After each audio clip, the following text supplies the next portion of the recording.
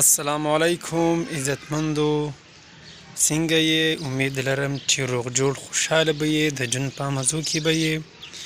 عزتمندو، نن ډیر زیات ښایسته موسم دی، باران شروع دی او ورسره یخني هم ډیره زیاته ده. ځینې خلک په چکرو باندې هم روان دي چې ډیر سور کې دي او د موسم نه انجوایمنټ اخلي، او مونږ غریبانان تشپاڼې دلته ګرځو. بس الله دې مونږ لم وس راکړي چې ښایسته چکر ووهو، مزې وکړو.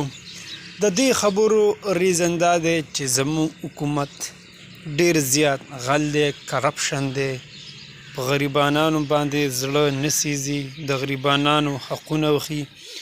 او بل خوا اوړه دومره ګران شوي دي چې څه انتها نه لري، د حد نه تجاوز کړی دی، د تپوس هیڅوک نشته دی